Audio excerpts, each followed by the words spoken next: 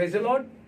परमेश्वर की स्तुति हो और मैं परमेश्वर का धन्यवाद करता हूँ कि परमेश्वर ने फिर एक मौका दिया कि वचनों के द्वारा आज सेवकाई कर सकूं। आज का जो मेरा विषय है वो विषय है हेल्दी स्पिरिचुअल लाइफ, एक स्वस्थ आत्मिक जीवन। और स्वस्थ के विषय में या हेल्दी के विषय में जब मैं बातचीत करते हैं या हम सुनते हैं, शरीर के बारे में, आत्मिक के बारे में, परिवार के बारे में या धन के बारे में। अगर हम शरीर के बारे में बात करते हैं और यदि हम एक्सरसाइज नहीं करते हैं तो हम एक स्वस्थ शरीर नहीं देख पाएंगे। अगर हम धन के विषय में बात करते हैं, वेल्थ के विषय में बात करते हैं और यदि हम काम न करें तो हम उसको प्राप्त नहीं कर पाएंगे। एक हेल्दी फैमिली के लिए अगर हमारे में ज्ञान बुद्धि ना हो उसे चलाने के लिए या प्यार क्षमा ना हो उस परिवार में, तो एक हेल्दी फैमिली कभी बनना नहीं, असंभव है उन सारी बातों के लिए। और हम देखते हैं कि आत्मिक जीवन के लिए कि यदि एक हेल्दी स्पिरिचुअल लाइफ हमें चाहिए तो हमें प्रार्थना पूर्वक जीवन होना सबसे ज्यादा जरूरी है। भजन संहिता का 119वां अध्याय मैं इस समय पढ़ना चाहता हूं और मैं उसे पढ़ूंगा 129 से। साम्स 119 129। तेरी चेतावनियां अद्भुत है, इसलिए मैं उसको मानता हूं।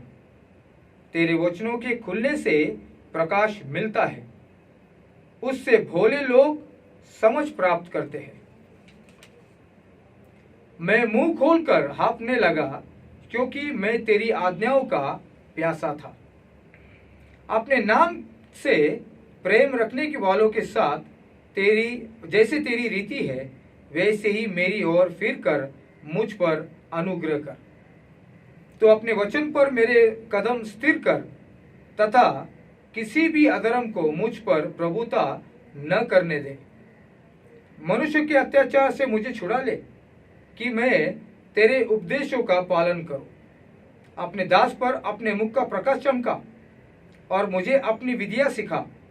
मेरी आंखों से जल धाराएं बहती रहती है क्योंकि लोग तेरी व्यवस्था का पालन नहीं करते। यहाँ पर अगर हम देखें तो भजनकार जो है वो न केवल अपने लिए प्रार्थना कर रहा है उन सारी बातों को, यहाँ पर बहुत सी बातें चल रही है लेकिन मैं कुछ बातों पर आपको ध्यान आकर्षित करना चाहता हूँ या उन पर केंद्रित करना चाहता हूँ। वो है प्रार्थना खुद के लिए।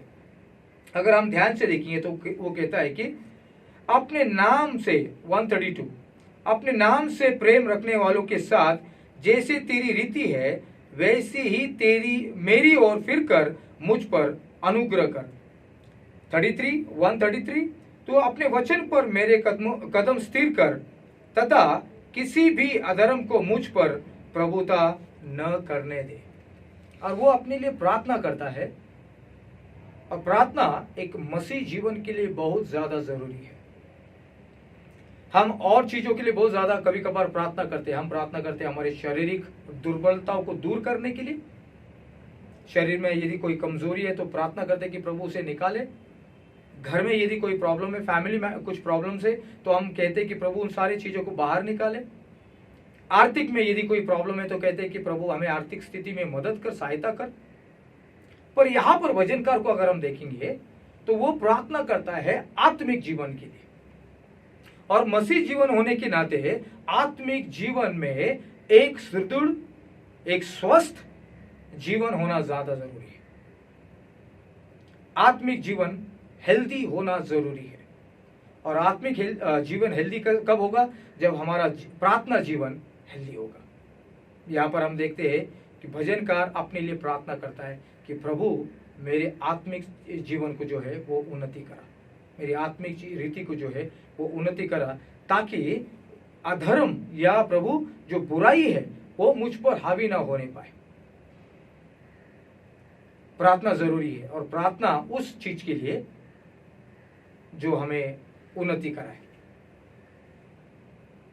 हम आए दिन प्रार्थना करते हैं उन चीजों के लिए जो आता और जाता रहता है। इस समय भजनकार से हम सीख सकते हैं कि हमारा आत्मिक जीवन के लिए हमें रोज रोज और रोज प्रार्थना करना है। यदि आपका आत्मिक जीवन हेल्दी है, मैं आपसे कहना चाहता हूँ आपका फैमिली लाइफ हेल्दी होगा, आपका शारीरिक लाइफ हेल्दी होगा और आपका आर्थिक लाइफ हेल्दी होगा, क्योंकि परमेश्वर चाहता है कि हमारा आत्मिक जीवन परमेश्वर के साथ हेल्दी रहे। आइए समय प्रार्थना करते हैं। पिता, धन्यवाद करता हूँ तेरे अनुग्रह के लिए और तेरी दया के लिए। पिता, सारी महिमा आपको देते हैं। प्रार्थना यही करते कि एक स्वस्थ आत्मिक जीवन तो हमें दे परमेश्वर पिता, वो स्वस्थ आत्मिक जीवन पिता जिसमें हमारा प्रार्थना और हमारा जीवन वो सब कुछ तुझे प्रसन्न करने वाला हो सके। पिता, सहायता कर ताकि तेरे नाम की स्तुति हमारे जीवन के द्वारा, हमारे परिवार के द्वारा हो सके। धन्यवाद यीशु मसीह के नाम में, आमीन।